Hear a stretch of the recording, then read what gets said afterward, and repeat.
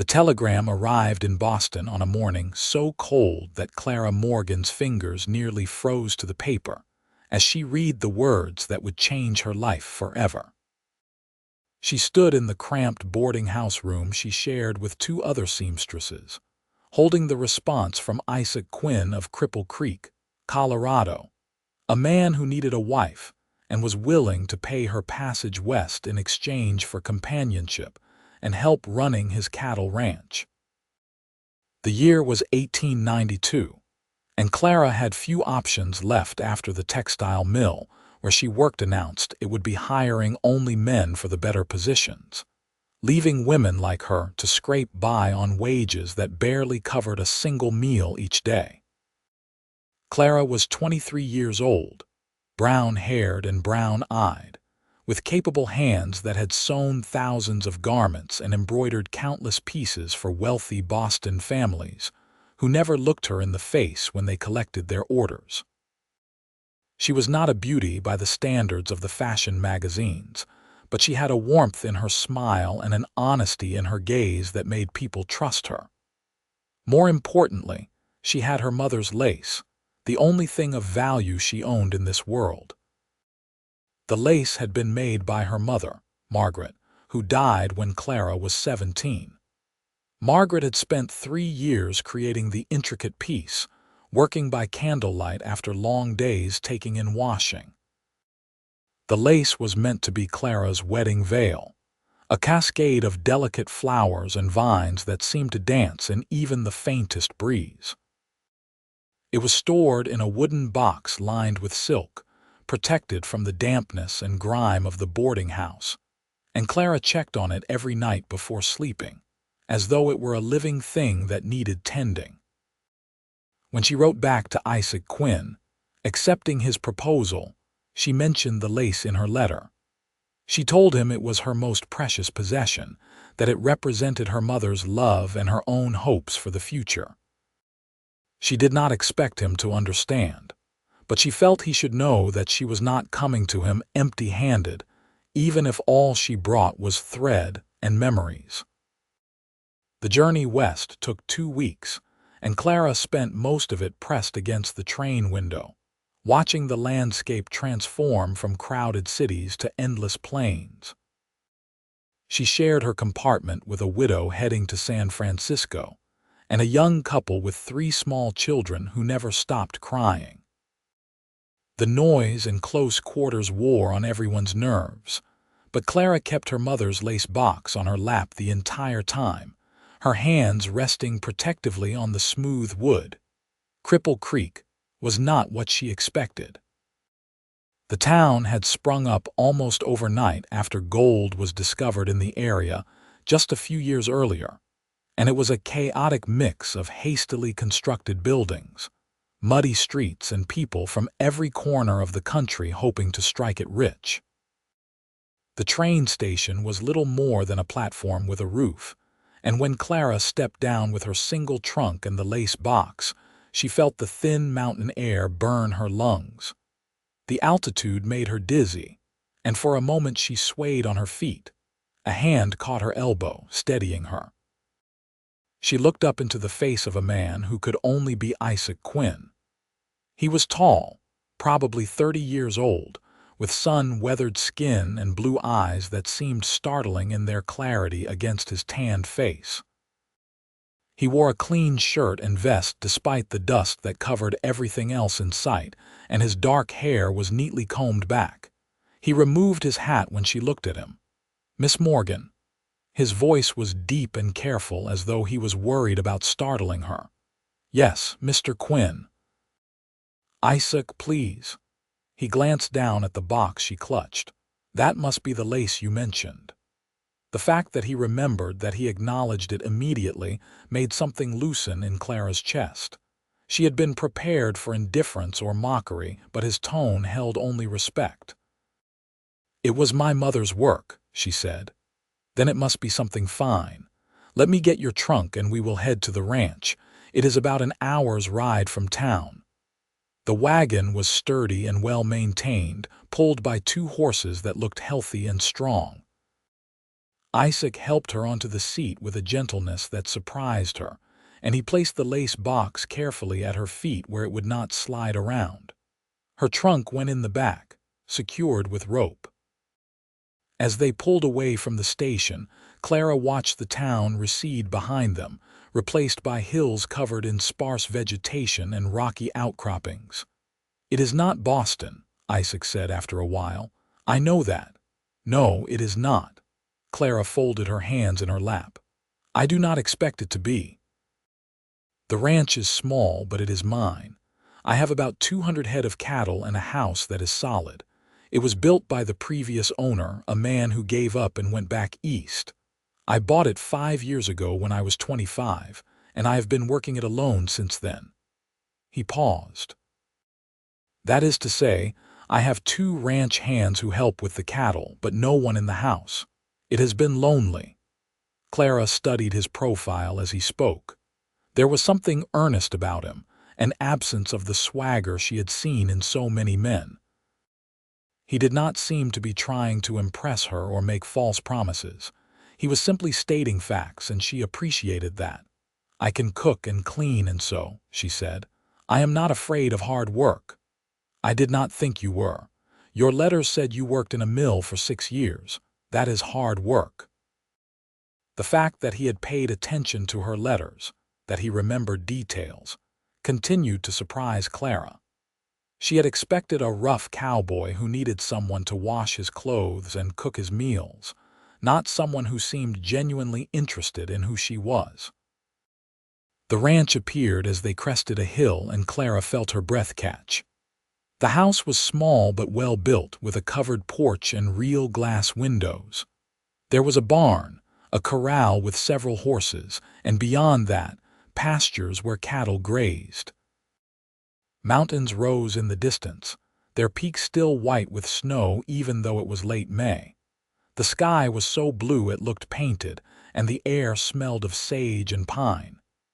"It is beautiful," Clara said, and she meant it. Isaac's face relaxed into a smile, the first real smile she had seen from him. "I am glad you think so. I was worried you would find it too rough. I have been living in a boarding house room the size of a closet with 2 other women and a family of mice. This is not rough, Mr. Quinn. This is wonderful." "Isaac," he corrected gently. "Isaac." He helped her down from the wagon and carried her trunk inside while she followed with the lace box. The interior of the house was simple but clean. There was a main room with a stone fireplace, a kitchen area with a cast iron stove, and 2 bedrooms separated by a thin wall. The furniture was handmade but sturdy, and everything was neatly arranged.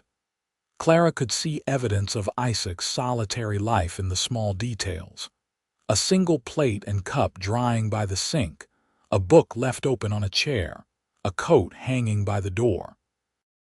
"I thought you might want your own room until you are comfortable," Isaac said, his ears turning slightly red.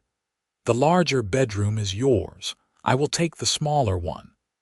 Clara set the lace box on the table and turned to face him. "You are being very kind to me. You came all this way to marry a stranger. The least I can do is give you time to adjust." He cleared his throat. "There is a minister in town, Reverend Hutchins. I thought we could go see him next Sunday if that suits you. Make things proper and legal." "That sounds fine." Isaac nodded and backed toward the door. "I will let you settle in. The pump for water is out back, and there is a bathing room off the kitchen. I stocked the pantry with everything I could think of, but if you need something from town, just tell me. Supper is usually around 6, but I can fend for myself tonight if you are tired from traveling." "I can cook," Clara said. "It would be good to keep busy." He smiled again, that same soft smile that transformed his serious face. "Then I will look forward to it." After he left, Clara stood in the quiet house and felt the strangeness of her new situation settle over her. She was alone with a man she did not know, in a place so different from Boston it might as well have been another country. But instead of fear, she felt something closer to cautious hope. Isaac seemed like a good man, and that was more than she had dared to expect. She unpacked her few belongings, hanging her 2 dresses in the small wardrobe in the bedroom and placing her hairbrush and hand mirror on the dresser. Then she carefully opened the lace box and lifted out the veil. In the mountain sunlight streaming through the window, the lace looked ethereal, each thread glowing softly. Clara draped it over the back of a chair and just looked at it for a long moment, remembering her mother's hands moving deftly, creating beauty from nothing but thread and patience. "I hope you would approve of this choice, Mama," she whispered. The pantry was indeed well stocked, and Clara found flour, salt pork, dried beans, onions, and even a jar of preserved tomatoes.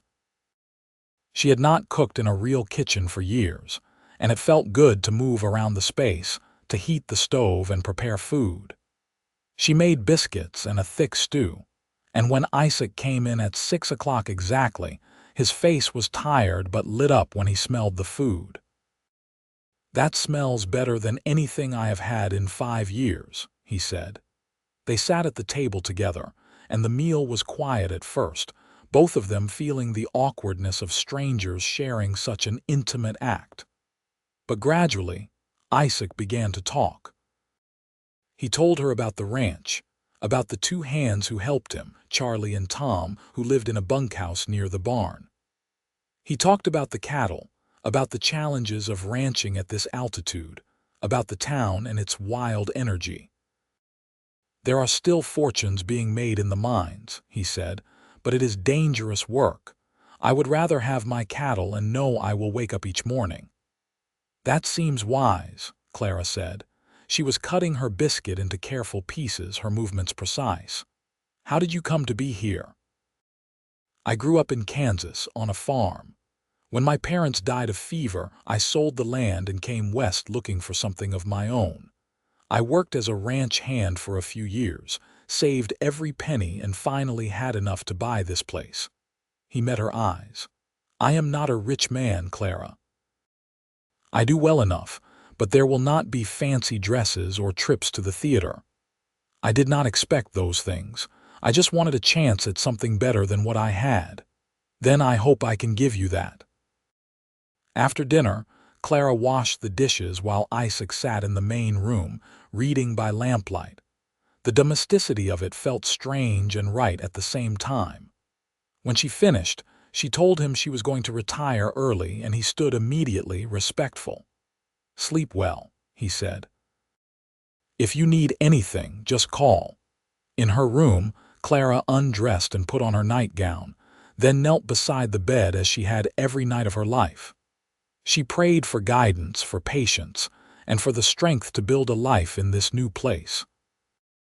When she climbed into bed, the mattress was more comfortable than she expected, and the quilt was well made and warm. She fell asleep listening to the unfamiliar sounds of the ranch, cattle lowing in the distance, the wind rustling through the eaves, and the creak of the house settling. Over the next few days, Clara and Isaac developed a careful routine. She woke early to make breakfast, and he came in from the barn where he had already been working for an hour. They ate together, conversation gradually becoming easier, and then he went back out while she tended the house. She cooked, cleaned, and began to assess what repairs and improvements were needed. The curtains were threadbare, and she made a note to sew new ones. The floors needed rugs, and she wondered if she could find materials in town. On Sunday, they dressed in their best clothes and took the wagon into Cripple Creek for church. Clara wore her better dress, a dark blue cotton that she had made herself, and Isaac wore a suit that was slightly too warm for the weather but made him look distinguished. The church was a simple building, crowded with miners and their families, business owners and ranchers from the surrounding area. Reverend Hutchins was a middle-aged man with a booming voice and a kind face. After the service, Isaac introduced Clara to him and explained their situation. Reverend Hutchins agreed to perform the ceremony the following Sunday, and he seemed genuinely happy for them. "It is good to see a man settle down properly," he said, shaking Isaac's hand. "This town needs more decent families." As they walked back to the wagon, a woman approached them. She was perhaps 40, with graying hair and a no-nonsense expression. "You must be Isaac's bride," she said to Clara. "I am Martha Henderson.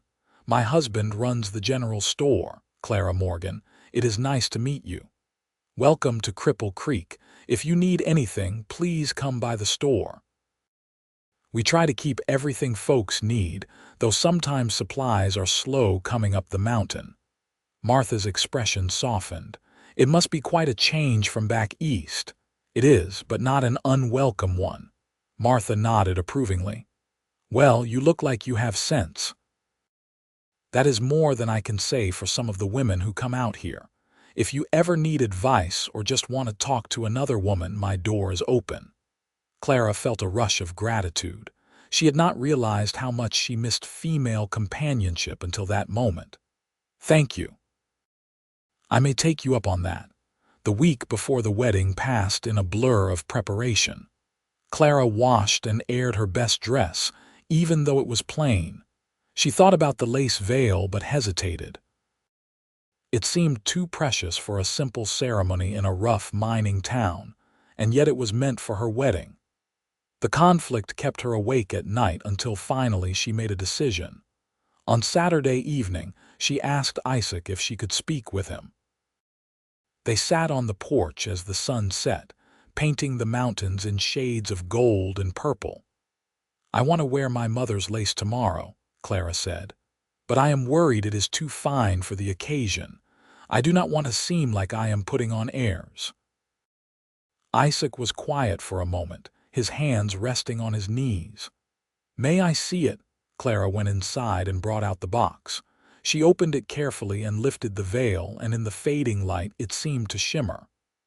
Isaac stood and took a step closer, and she saw his eyes widen. "Your mother made this." "Yes, it took her 3 years." Isaac reached out slowly, then stopped. "May I?" Clara nodded, and he touched the lace with one finger, tracing the pattern of a flower with something like reverence. "This is extraordinary," he said quietly. "I have never seen work this fine. Every thread is perfect." She wanted me to have something beautiful for my wedding day. She died before I ever got the chance to wear it, and I have carried it with me ever since, waiting for the right moment. Isaac looked at her, and his eyes were bright. "Then you must wear it tomorrow. Anyone who thinks you are putting on airs does not understand what this represents. This is your mother's love made real. It deserves to be honored." Clara felt tears prick her eyes. "You truly think so?" "I know so." "And Clara, I promise you that I will treat this lace, and what it means, with the respect it deserves. Every thread represents your mother's devotion to you, and I will honor that." The sincerity in his voice made Clara's throat tighten. She carefully folded the veil back into the box. "Thank you, Isaac. That means more to me than you know." The next morning, Clara dressed with shaking hands. Her dress was simple, but she had pressed it carefully and added a bit of lace trim at the collar using some scraps she had saved. Martha Henderson arrived early as she had offered to help Clara with her hair. She brushed it until it shone, then pinned it up in a style that was both elegant and practical. "Now for the veil," Martha said, and Clara opened the box. Martha gasped when she saw it. "Oh, my dear girl, this is exquisite. Your mother must have been incredibly skilled." She was. It was the finest thing she ever made. Martha lifted the veil with careful hands and arranged it over Clara's hair, securing it with pins. The lace cascaded down Clara's back and over her shoulders, the delicate pattern catching the light. When Clara looked at herself in the small mirror Isaac had hung in the bedroom, she barely recognized the woman staring back at her. She looked like someone from a different life, someone worthy of beauty and grace. Isaac was waiting on the porch when Clara emerged from the house. He wore his suit again and he had shaved carefully. When he turned and saw her, he went completely still. "Clara," he breathed, "you are beautiful." She felt heat rise in her cheeks. "It is mostly the lace." "No, it is you." He came down the steps and offered his arm. "Shall we?" The ceremony was simple and brief, conducted in the church with Martha and her husband as witnesses, along with Charlie and Tom, the ranch hands, who had cleaned up and put on their best clothes. Reverend Hutchins spoke about marriage as a partnership, about mutual respect and devotion, and when he asked Isaac if he would take Clara as his wife, Isaac's voice was steady and sure. "I will." Clara's own voice shook slightly when she gave her vows, but she meant every word. Isaac slipped a simple gold band onto her finger, a ring he had bought in town without telling her, and when Reverend Hutchins pronounced them married, Isaac kissed her gently, just a brush of lips that still made her heart race. Afterward, Martha had arranged a small gathering at her home, with cake and coffee for everyone. The ranch hands congratulated them, and several townspeople Clara had not met stopped by to offer their best wishes. It was more celebration than Clara had expected, and it warmed her to see that Isaac was respected and liked in the community. As the sun began to set, Isaac and Clara returned to the ranch. Clara kept the veil on during the ride, and Isaac kept glancing at her, a soft smile on his face. When they reached the house, he helped her down and led her inside. "I have something for you," he said. He went into his room and emerged with a package wrapped in brown paper.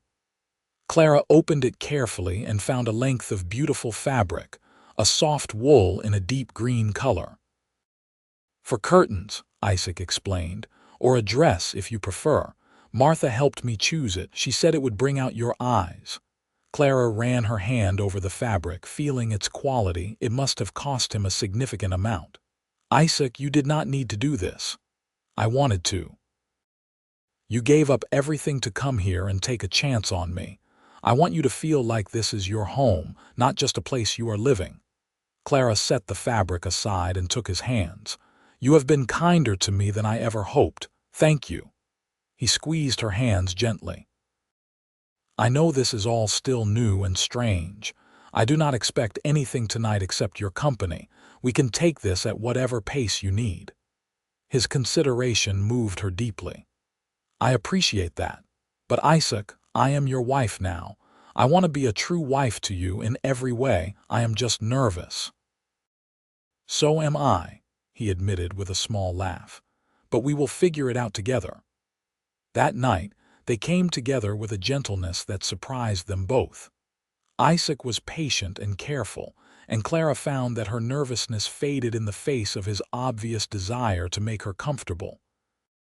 Afterward, they lay together in the larger bedroom that was now theirs, the lace veil carefully draped over a chair where they could both see it in the moonlight streaming through the window. "Your mother would be proud of the woman you have become," Isaac said quietly. Clara nestled closer to him. "I hope so. I think she would like you." "I promise you, Clara, I will spend the rest of my life honoring what she gave you. That lace is not just thread to me. It is everything your mother hoped for you, and I will make sure those hopes come true." Clara fell asleep with those words wrapping around her heart, and for the first time since her mother's death, she felt truly at peace. The weeks that followed were a period of adjustment and discovery. Clara threw herself into making the house a home, sewing the green fabric into curtains that transformed the main room, adding small touches like wildflowers in a jar on the table and embroidered pillows for the chairs. Isaac watched these changes with quiet pleasure, often commenting on how much more welcoming the house felt. They worked together in an easy rhythm, Clara handling the domestic tasks while Isaac managed the ranch. But he often asked for her input on decisions, treating her as a true partner rather than just a housekeeper. When a neighboring rancher tried to buy some of Isaac's water rights, he discussed the offer with Clara over dinner, listening seriously to her thoughts before deciding to decline. "You have good instincts," he told her. "I value your opinion." Clara began to venture out more, making trips into town to trade eggs and butter for supplies at the Henderson store. Martha became a good friend, and through her, Clara met other women in the community. Some were miners' wives. Others ran boarding houses or worked as teachers or seamstresses. They formed a loose network of support, sharing recipes and news and occasionally gathering for quilting bees or church socials. One afternoon in late July, Clara was in town when she overheard two women talking in hushed voices near the dry goods section. "Did you hear about the trouble up at the mines?" one said. "They are saying there might be a strike. The owners are not paying fair wages." "My husband says it could get violent," the other replied. "You know how these things go." Clara felt a chill. She had seen labor disputes in Boston, and they often ended badly. When she returned to the ranch, she mentioned it to Isaac. "I have heard the same," he said, his expression troubled. "The miners have legitimate grievances, but the mine owners are powerful men who do not like being challenged. I am staying out of it as much as I can. We do not depend on the mines for our living." "But the town does," Clara said. "If there is violence, everyone will suffer." "You are right. I just hope cooler heads prevail." The tensions in town grew throughout August, and there were occasional confrontations between miners and the guards the mine owners hired. Isaac kept Clara close to the ranch during this time, worried about her safety. She did not argue, though she chafed at being confined. Instead, she focused on her household tasks and on a project she had been considering for weeks. She wanted to make something with lace, something that would use the skills her mother had taught her. Clara began working on a tablecloth, using some fine thread she had bought in Boston before leaving. She worked on it in the evenings while Isaac read or tended to paperwork, and he often paused to watch her hands move, creating patterns that echoed her mother's work. "You have her gift," he said one night. Clara looked up, surprised. "I am not nearly as skilled as she was." "Maybe not yet, but you have the patience and the eye for beauty. Those are gifts too." His faith in her abilities gave Clara confidence, and she worked more boldly, experimenting with new patterns. The tablecloth grew slowly, each thread a meditation, each row a prayer. In September, the situation in the mines came to a head. A group of miners walked off the job, demanding better wages and safer conditions. The mine owners brought in replacement workers, and fights broke out. The violence escalated quickly, and one night Isaac came home with news that several buildings in town had been damaged in a riot. "Martha and her husband are safe," he assured Clara before she could ask. "But the sheriff has called for calm, and everyone is on edge. What will happen? I do not know. The territorial governor might send in troops if things get worse." Clara felt helpless, watching from a distance as the community she was beginning to care about tore itself apart. She thought about the women she had met, the children who played in the streets, the men who worked hard just to feed their families. The injustice of the situation weighed on her. "Is there nothing we can do?" she asked. Isaac sighed. "I have been thinking about that. Some of the ranchers are talking about organizing a meeting neutral ground where both sides can talk without violence. It might not work, but it is worth trying. Then you should help organize it. You are respected, Isaac. People will listen to you." He looked at her for a long moment, then nodded. "You are right. I will talk to the others tomorrow." The meeting was held 2 weeks later in the church, with Reverend Hutchins acting as moderator. Isaac and 3 other ranchers sat between the miners' representatives and the mine owners, trying to facilitate a conversation. Clara attended with Martha and several other women, all of them hoping that reason would prevail. The discussion was heated, with accusations flying from both sides. But gradually, Isaac's calm voice and logical arguments began to make an impact. He pointed out that destroying the town would hurt everyone, that there had to be a middle ground where workers were treated fairly, and owners could still make a profit. He spoke about the importance of community, of people taking care of each other. One of the mine owners, a hard-faced man named Garrett, scoffed at Isaac's words. "Easy for you to say, Quinn. You do not have investors to answer to." "No, I do not," Isaac agreed. "But I do have a community I care about. And if you drive all the miners away with poor treatment, who is going to work your mines? This is not just about money. It is about building something that lasts." The meeting did not solve everything, but it opened a dialogue. Over the following weeks, negotiations continued, and eventually a compromise was reached. Wages were increased modestly, and some safety improvements were promised. It was not everything the miners wanted, but it was enough to end the strike and restore a fragile peace. Clara was proud of Isaac's role in the resolution, and she told him so. "You made a real difference," she said. "You helped save this town from tearing itself apart." "We helped," Isaac corrected. "You pushed me to get involved. I might have stayed out of it if not for you." Clara smiled and took his hand. "Then we make a good team." "We do." As autumn arrived, bringing cooler temperatures and the first hints of color to the aspens, Clara discovered she was pregnant. She had suspected for a few weeks but waited to be sure before telling Isaac. When she finally told him one evening after dinner, his face went through a series of expressions: shock, joy, and then worry. "Are you well? Do you need a doctor?" Clara laughed. "I am fine. This is normal, Isaac. Women have been having babies since the beginning of time." "I know, but this is different. This is you. This is our child." He placed his hand gently on her stomach, even though there was nothing to feel yet. "I want to make sure you have everything you need." "I need you to stop worrying so much," Clara said fondly, "but I appreciate your concern." Isaac did his best to follow her advice, though he fussed over her constantly. He insisted she rest more, and he took over some of the heavier chores. Clara found his attention endearing, even when it became a bit overbearing. Martha, when Clara told her the news, laughed and said it was the same with all first-time fathers. "They calmed down after the first one," Martha said, "though not by much." Clara continued her lace work throughout the fall, finishing the tablecloth and starting on a christening gown for the baby.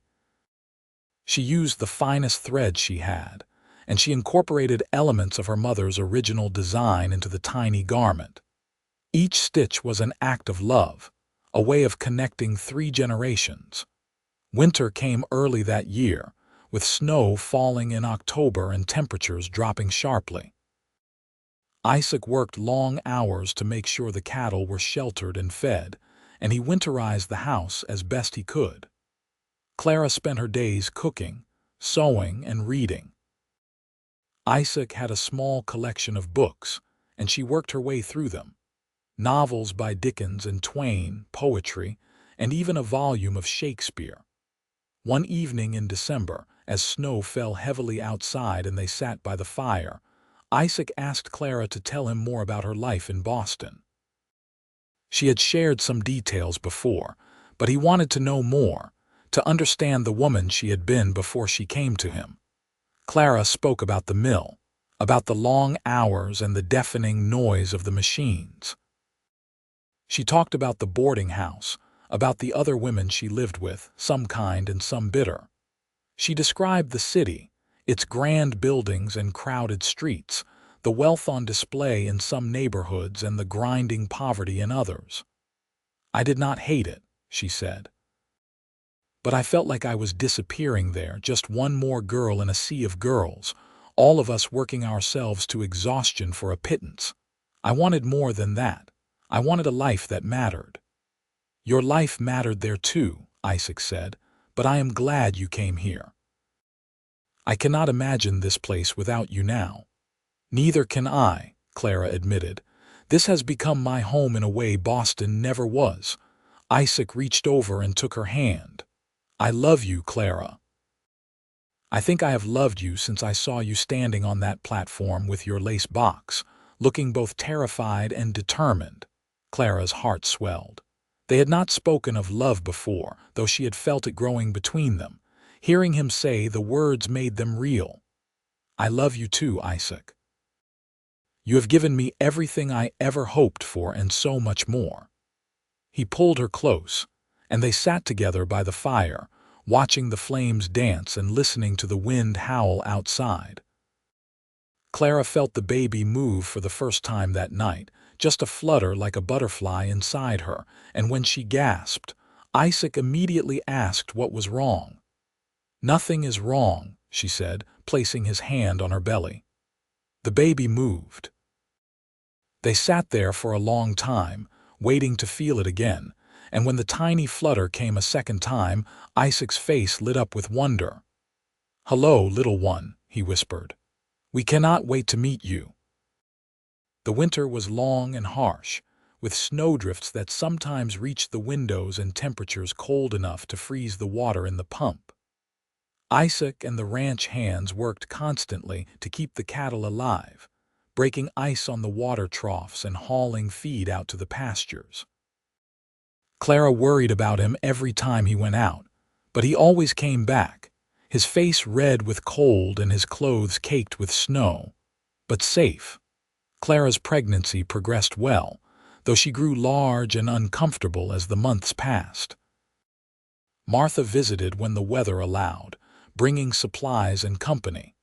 She helped Clara prepare for the birth, gathering clean linens and making sure they had everything they might need. There was a doctor in Cripple Creek, a man named Dr. Fisher, but whether he would be able to reach the ranch when the time came depended on the weather. In March, as the snow began to melt and the first signs of spring appeared, Clara went into labor. It started in the early morning, sharp pains that woke her from sleep. Isaac immediately went for Dr. Fisher, riding hard through the muddy roads, while Charlie stayed at the house with Clara. The labor was long and difficult, and by the time Isaac returned with the doctor, Clara was exhausted and in considerable pain. Dr. Fisher was a gruff but competent man, and he took charge of the situation immediately. He sent Isaac out of the room, despite Isaac's protests, and worked with Clara through the contractions. You are doing well, he told her. The baby is in a good position. Just keep breathing and push when I tell you. Clara focused on his voice, on the memory of her mother's face, on Isaac waiting anxiously in the other room. She pushed when told to push, and she tried to breathe through the pain that felt like it was tearing her apart. Finally, after what seemed like hours, she heard a sharp cry and Dr. Fisher said, "It is a boy." He placed the baby in Clara's arms, a tiny red-faced creature who stopped crying as soon as he felt her warmth. Clara stared down at her son, overwhelmed by a rush of love so powerful it took her breath away. "Isaac," she called weakly, "come meet your son." Isaac burst into the room, his face pale and his eyes wide. He knelt beside the bed and looked at the baby, and Clara saw tears stream down his face. "He is perfect," Isaac whispered. "You are amazing. Thank you, Clara." They named him Thomas after Isaac's father, with the middle name Robert after Clara's. Thomas Quinn was a healthy baby with a strong cry and his father's blue eyes. Isaac was a devoted father from the first moment, holding Thomas whenever Clara would let him, talking to the baby in a soft voice and marveling at every tiny finger and toe. Clara recovered slowly from the birth, and Martha came to stay for a week to help with the household tasks and the baby. She taught Clara how to nurse, how to swaddle, how to soothe Thomas when he cried. It was overwhelming and exhausting, but Clara had never been happier. One evening, when Thomas was about 2 weeks old, Clara brought out the christening gown she had made. She showed it to Isaac, and he held it carefully, examining the intricate lacework. "This is beautiful," he said. "You have truly learned your mother's art." I wanted Thomas to have something special, something that connects him to her even though he will never meet her. "She would have loved him," Isaac said. "And she would be so proud of you, Clara. You have built a good life here, and you are an incredible mother." They had Thomas christened at the church the following Sunday, with Reverend Hutchins performing the ceremony and half the town in attendance. Thomas wore the lace gown, and several women commented on the beautiful work. Clara felt her mother's presence strongly that day, as though Margaret was watching from somewhere beyond, smiling at the family her daughter had created. The years that followed were full and busy. Thomas grew into a lively, curious boy who loved the ranch and followed his father everywhere. Isaac taught him to ride almost before he could walk, sitting him in the saddle in front of him and riding around the pastures. Clara watched them together, her heart full. When Thomas was 3, Clara became pregnant again. This time the pregnancy was easier and the labor shorter. They had a daughter, whom they named Margaret after Clara's mother. Margaret had Clara's brown eyes and a serious expression that made her look like a tiny adult even as an infant. Clara dressed her in the christening gown that Thomas had worn, and she began work on a new lace piece, a blanket that she hoped to pass down through generations. The ranch prospered under Isaac's careful management. He added more land, bought better breeding stock, and built a reputation for producing quality cattle. They were not wealthy, but they were comfortable, and Isaac made sure that Clara wanted for nothing. He often brought her small gifts from town, a book she had mentioned wanting, a length of ribbon for her hair, a special tea she liked. But the most important gift Isaac gave Clara was his continued respect for her mother's lace.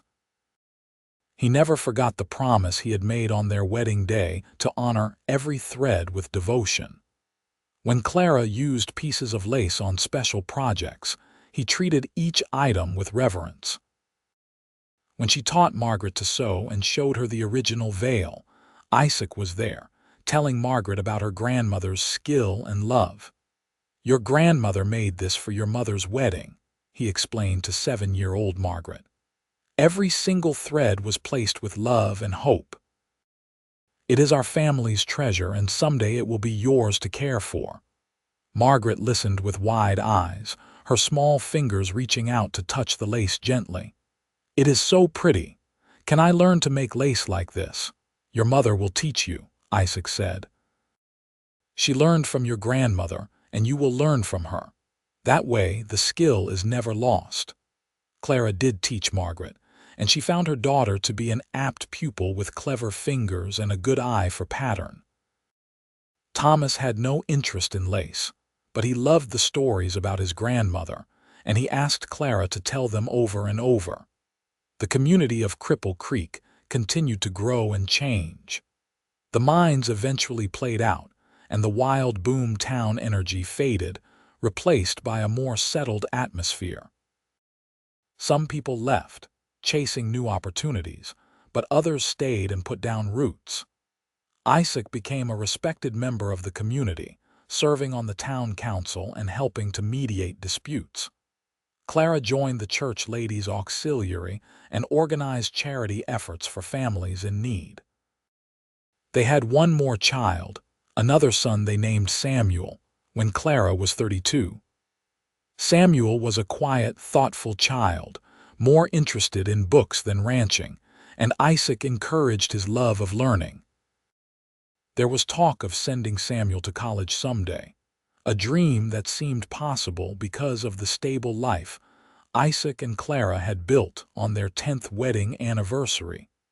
Isaac gave Clara a gift that made her cry. It was a framed piece of her mother's lace, the section he had first touched on their porch all those years ago, with the flowers and vines. He had taken it to a craftsman in Denver to have it professionally framed and preserved behind glass. "I wanted you to be able to display it," he said. So you can see it every day and remember your mother's love, and remember that day when I promised to honor every thread." Clara hung the frame in their bedroom, where the morning light caught it perfectly. Every day she looked at it and thought about how far she had come, from the lonely girl in a Boston boarding house to a woman with a home, a family, and a love that had proved itself through years of devotion. As Clara entered her late 30s and then her 40s, she began to think about the future and what would happen to the lace when she was gone. She decided to write down everything she knew about her mother, about the making of the lace, about its meaning. She wrote late into the night, filling page after page with memories and instructions, creating a record for her children and their children after them. Isaac found her writing one night and read over her shoulder. When he finished, he kissed the top of her head. "This is good," he said. "This way, she will never be forgotten."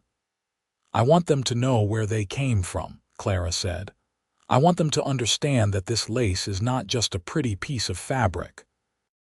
It is a symbol of what we can create when we pour our love into something, when we take the time to do things with care and devotion."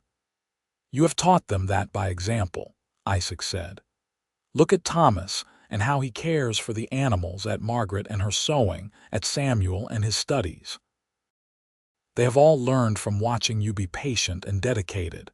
You are your mother's legacy, Clara, even more than the lace." Clara reached up and took his hand, holding it against her cheek. "And you are the best decision I ever made. Coming here, taking a chance on a stranger, was terrifying. But you have made every moment of fear worthwhile. You kept your promise, Isaac. You honored every thread, not just of the lace, but of our life together." "It was an easy promise to keep," Isaac said, "because you gave me everything I never knew I needed. You turned a house into a home and made my life full of purpose and love. If I spent every day for the rest of my life trying to repay you, it would not be enough." They sat together in the quiet house, with their children asleep in their rooms and the lace glowing softly in its frame.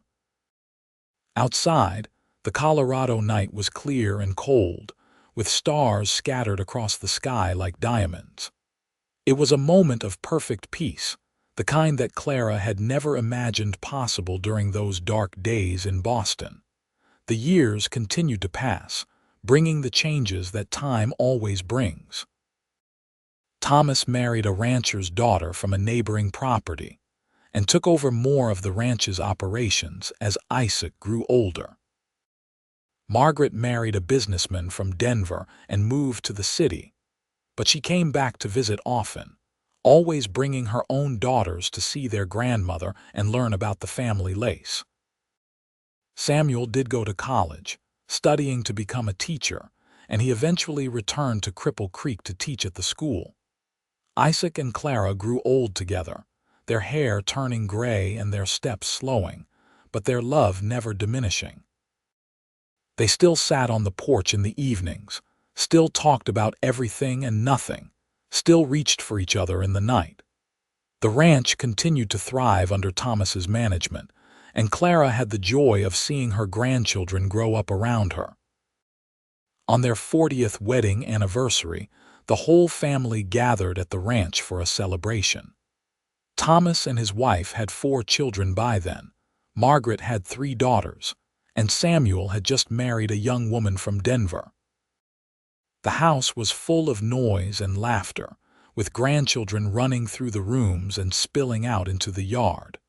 Clara brought out the original lace veil, and all the women gathered around to see it.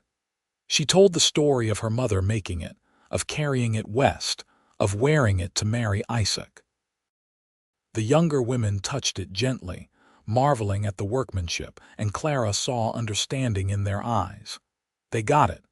They understood what this piece of lace represented. That evening, after everyone had gone home or to bed, Isaac and Clara sat on the porch as they had done thousands of times before. The summer night was warm and fireflies danced in the darkness. 40 years, Clara said. Can you believe it? Some days it feels like 40 minutes and other days it feels like forever, Isaac said. But every single day I have been grateful for you. You kept your promise, Clara said. You honored every thread. It was never a burden, Clara, it was a privilege.